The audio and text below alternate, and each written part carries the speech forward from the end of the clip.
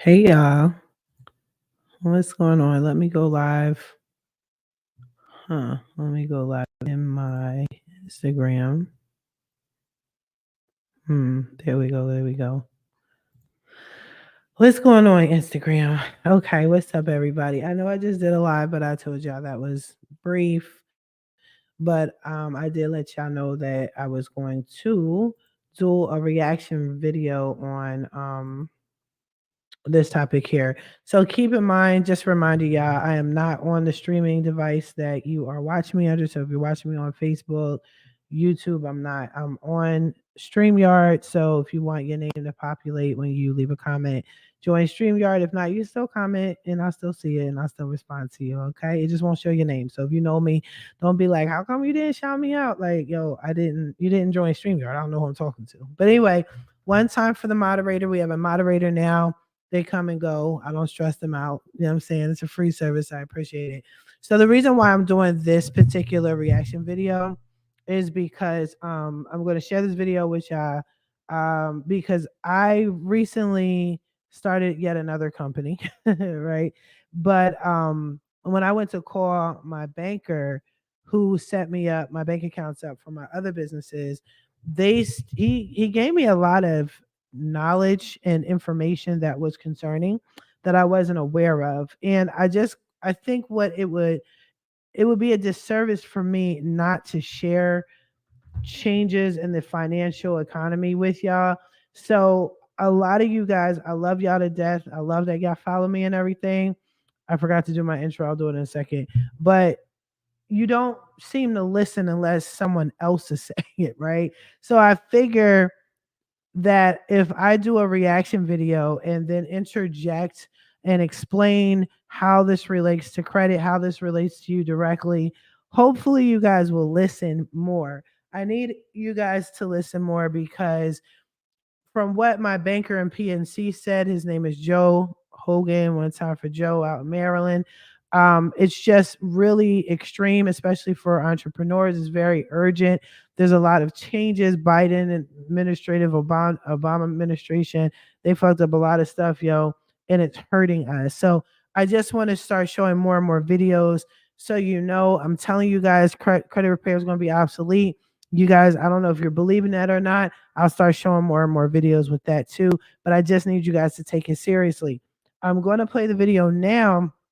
But again, you guys are proving me right because my reaction videos actually get more views than second to my bankruptcy videos. And then it's my reaction videos. And then it's when I talk about divorce and preparing your credit for divorce. So y'all, I need you guys to listen. Okay. Just because it's me talking and I don't do a reaction video doesn't mean the shit ain't gonna go down. It's gonna go down, people. But let me just put this up here because I know you guys are tired of seeing my face. But let me do my formal introduction. I'm sorry, real quick. Let me do this. Hi, everybody. This is Tamiya Robles. I'm a credit repair expert. I am the host of my podcast, Coast to Coast Credit. I am a credit. I own Fix My Credit Now, 850.com. Check the link in the description for a free 30-minute consultation. All right, let's get to it. And like always, I'm going to play this, but I'm also going to pause it and comment and say my little piece. You guys comment as well. Just so you know. All right, I'm going to play it. Boom. Nearly $33 trillion. That's what the U.S. national debt was as of early September 2023. At the end of July 2023, when the debt was about $300 billion less, roughly $7 trillion of that was intragovernmental debt holdings, meaning the government owes itself that money. The majority of the debt, about $25.7 trillion, was held by the public. The thing that we refer to as the national debt is really nothing more than an accounting record. It's keeping track of how many dollars the government has added to the broader economy, minus how many dollars it has subtracted away from us, mostly through taxation. Is there a reason you should want debt to be zero, precisely zero? No, there's no reason for that. Debt. I actually agree with him with that. On a personal level, I've spoken to you guys about that. I talked about it. Check out my past podcast where I'm telling you do not have to pay down your debt 100%. A lot of you guys are spending money, with all due respect, that you don't have, trying to get your debt down to zero. America doesn't do it. Why should you be doing it? But, as a whole, we don't do it. But I'm going to let them talk. I'm going to let them say it. That has many useful purposes. It's very useful for emergencies. The national debt increased by nearly 90% since the beginning of the pandemic. But many economists and politicians warn that the ever-expanding national debt can be harmful to the economy. And unfortunately, we're using it for rainy days and sunny days right now. We have to think about the interest rate on what we pay for our borrowing. We have to think about the growth rate in our economy. If the growth rate is faster than the interest rate, then that makes that debt more sustainable. The U.S. economy certainly has the resources to pay down the debt over time. I'm sorry. I feel the American economy can stop paying Ukraine and we can pay our own debt. Let's start off with that. I'm just saying. At least to stop the increase in debt, but we need political action for that to happen. So why can't the U.S. get a handle on its national debt? And does it even have to? The majority of the U.S. debt is held by the public in the form of government securities, such as treasury bonds, notes, and bills. When the government borrows money, it does that by issuing a bond, which is a piece of paper that either says, I owe you this much money in the future, or I'm going to pay you interest at these particular time horizons and then pay you back the full amount at some other time in the future. Government is giving us the ability to trade in some of the dollars that it has supplied for a different kind of US dollar called a government security. The US dollar represents the reserve currency for the world. So lots of people want to own our treasuries. Treasury debt is considered an extraordinarily safe, secure asset. And somebody who's looking for a safe, secure asset would naturally be attracted to buy US government bonds. Bonds. Tell me about it. You talk about it, leave a comment. Are you guys educated on bonds? Do you need me to educate you on bonds?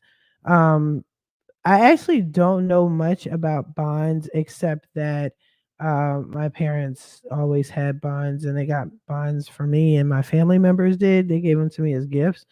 I don't know past that. So we could definitely check it out. But yeah, bonds. If you want to know, let me know. So public debt has always been used for emergencies. It's easier to finance by borrowing than to burden the current generation with taxes.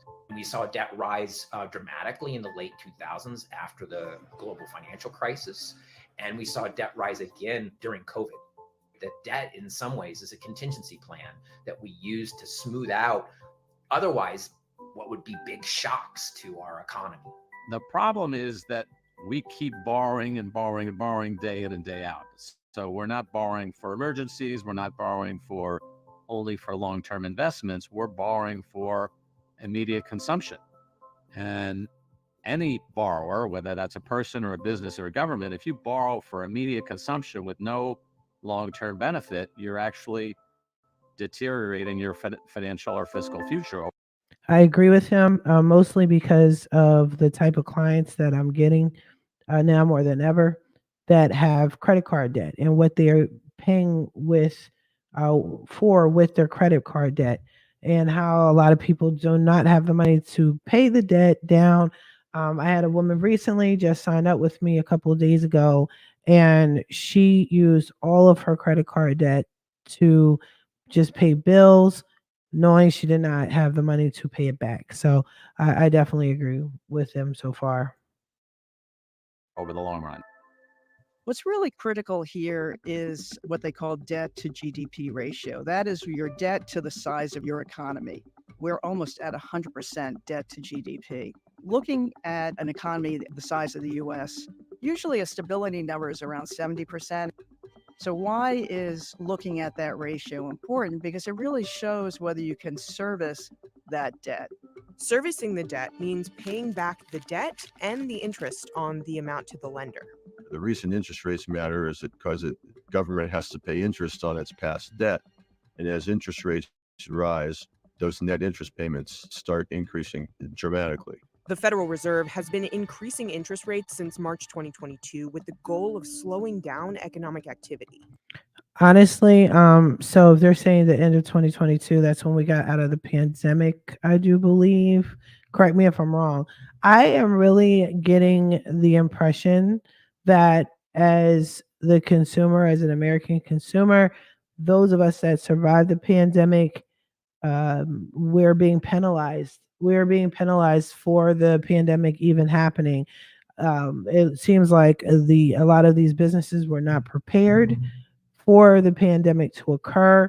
Yes, it probably happens once in a lifetime, but like the kids say, life be life and sometimes. And if you're a real business, especially a Fortune 500 company or whatever, you're a billion-dollar corporation, they should have been better prepared. The bank should have been better prepared, had some sort of insurance, some just in case type of insurance. And it seems like they didn't. A lot of businesses had to get shut down. So did banks. And we're paying the price for it. And we still are. Every single day, I'm learning something new about how the consumer, American consumer, is being hurt by this because the corporations have to recover, and they're doing it through the fees and the interest rates, and it's really disgusting. When you raise interest rates, you have to pay more to service the debt. You can't do the national programs we need to do without incurring even more debt. The federal government paid $475 billion in interest on the national debt in 2022. That's nearly 2% of GDP. The Fed is pushing up interest rates, and this is feeding hundreds and hundreds of billions of dollars in additional income. How much money did we give Ukraine? If they're saying this is a problem, how much money did we give Ukraine? Please tell me. Somebody give me I will Google it. How much money have we given Ukraine so far? To bondholders. So people who are holding government bonds, paying higher rates of interest, are getting a huge windfall. Debt helps your economy because so you can take on large initiatives like infrastructure. You can take on crises like the pandemic. But you have to watch where your debt to GDP ratio is because that really is the stability indicator of whether you can actually service this debt or whether. Okay, real fast.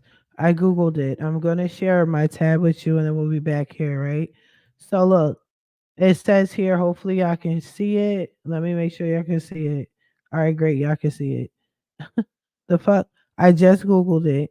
The Joe Biden administration and the US Congress have directed about 75 billion in assistance to Ukraine, which includes humanitarian, financial, and military support, including the Kyle Institute for the World Economy, a German research institute. Okay, I had to share that because they're sitting here talking about our debt. I mean, help the American consumer, and that money can go back to the United States as it should, right? So we're not raising interest rates and getting penalized. We got the money, right? All right, then I digress. There are good uses of debt. There are bad uses of debt. The public debt is one thing we're going to pass to the next generation. So is the quality of the environment. So is the infrastructure and roads and broadband and et cetera. So we need to balance both, the costs and benefits that we send to future generations. We're the wealthiest nation on earth, and we're basically taking resources that we don't have today and borrowing from the future.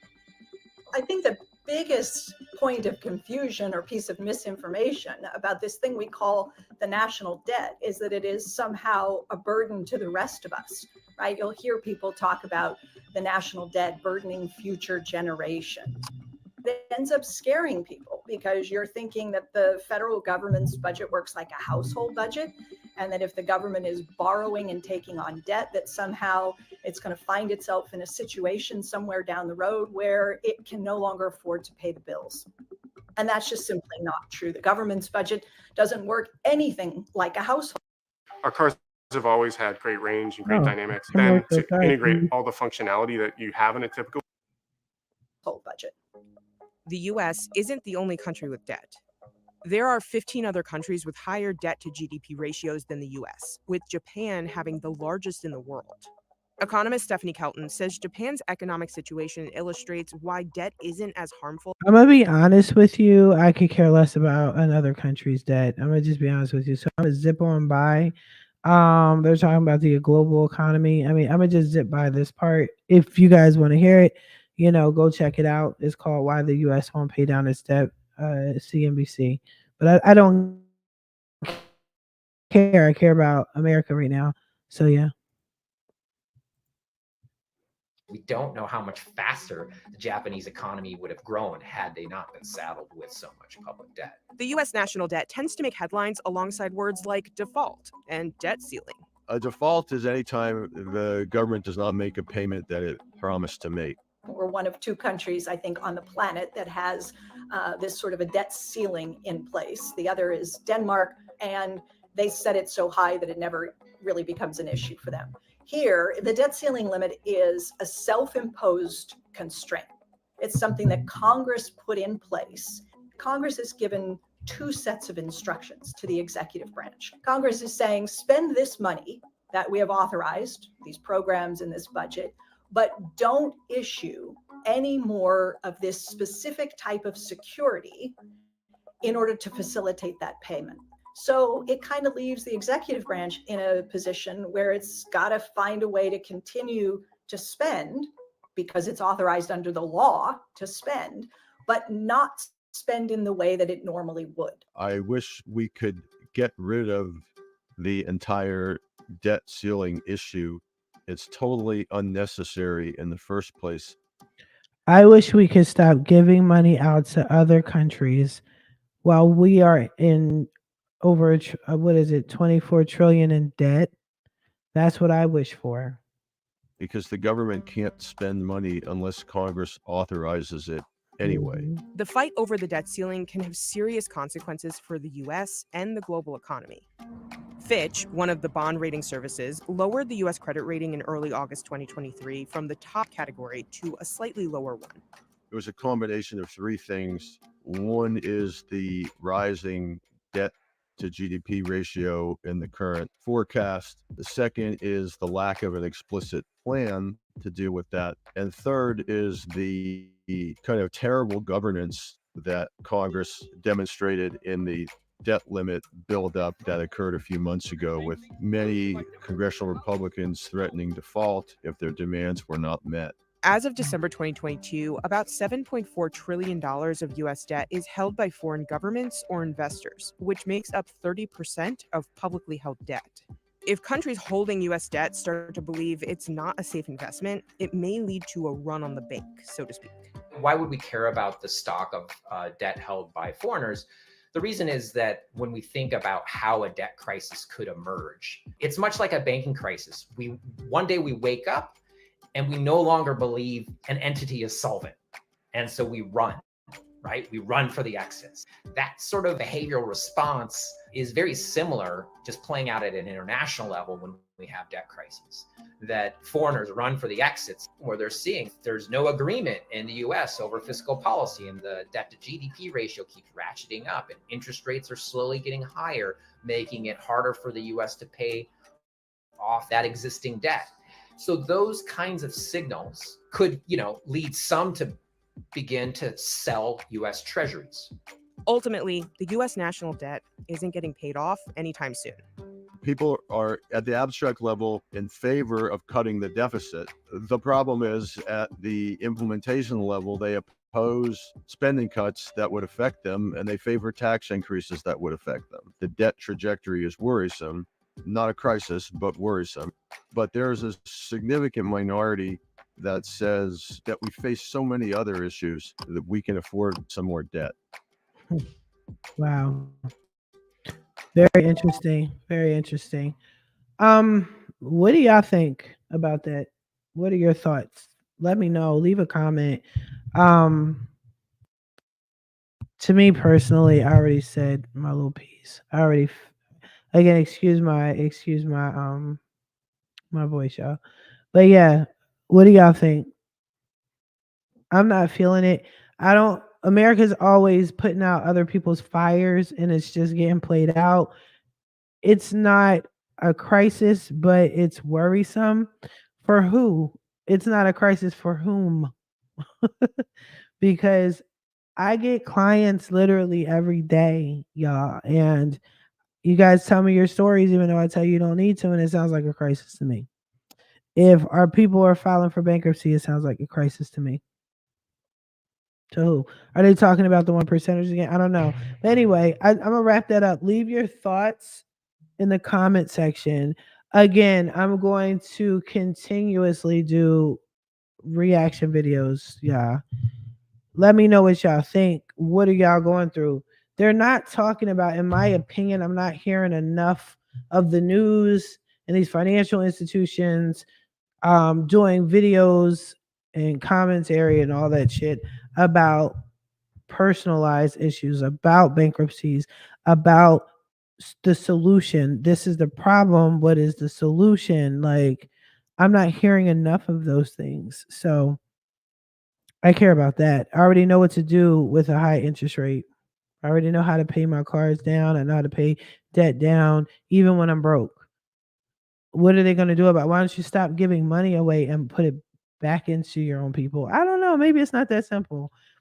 Maybe it's not that simple. But yeah, just stay tuned for more reaction videos. I know this is late, dumb late at night, but I wanted to at least put that out there.